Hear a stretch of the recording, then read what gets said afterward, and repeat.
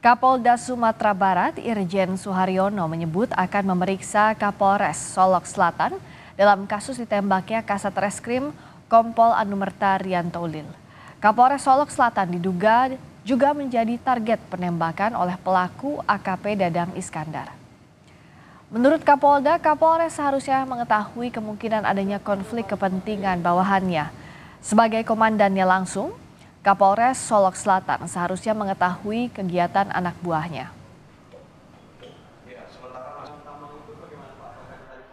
Juga Kapolres Solok Selatan akan kami mintai keterangannya juga, karena yang sebagai komandannya langsung di Polres itu pastinya akan tahu persis bagaimana staf-stafnya, kinerjanya termasuk prestasinya, atau mungkin ada konflik of interest, kita belum mendalami itu. Ya, pastinya dalam proses pendalaman ini mohon waktu untuk kami nanti infokan selanjutnya. Sudah berapa orang diperiksa, Pak? Jenazah Kasat Reskrim Solok Selatan, Kompol Anumerta Rianto Ulil Ansar dimakamkan dengan upacara kedinasan Polri di Makassar, Sulawesi Selatan. Polisi menyebut penembakan dilatar belakangi persoalan tambang ilegal yang kasusnya ditangani oleh korban. Isak tangis sang ibu tidak terbendung saat jenazah Kompol Anumerta Rianto Ulil hendak dimakamkan secara kedinasan Polri di Taman Makam Siri Nafase, Makassar. Upacara pemakaman dipimpin langsung oleh Kapolda Sulsel, Irjen Yudiawan Wibisono, dan dihadiri oleh sejumlah keluarga, kerabat, hingga perwakilan Polda Sumatera Barat. Tembakan salvo menandai turunnya jenazah ke liang lahat, sekaligus menjadi tanda penghormatan terakhir kepada korban. Keluarga Kompol Anumerta Rianto Ulil Ansar menyatakan seluruh pihak keluarga merasa sedih, marah, dan kecewa atas kehilangan Rianto Ulil.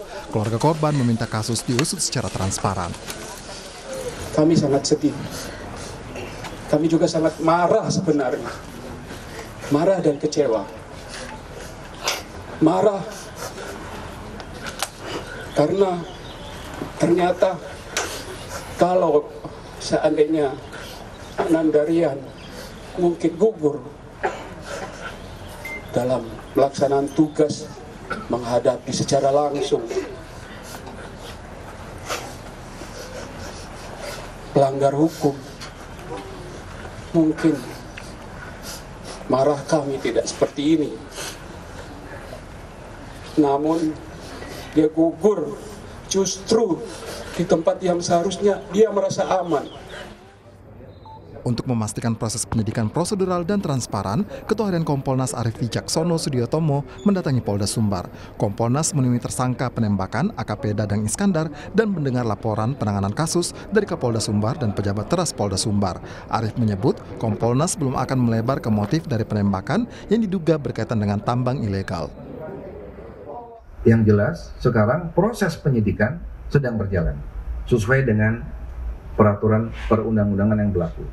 Begitu juga karena tersangka adalah anggota Polri aktif, ini secara simultan, secara paralel kita akan melaksanakan sidang kode etik kepada yang bersangkutan. Kita ini sekarang fokus kepada dua hal penting, yaitu penanganan penyidikan dari perkara penembakan itu sendiri, kemudian perkara kode etik. Propam Polda Sumbar akan menggelar sidang etik terhadap AKP Dadang Iskandar yang terancam diberhentikan dengan tidak hormat.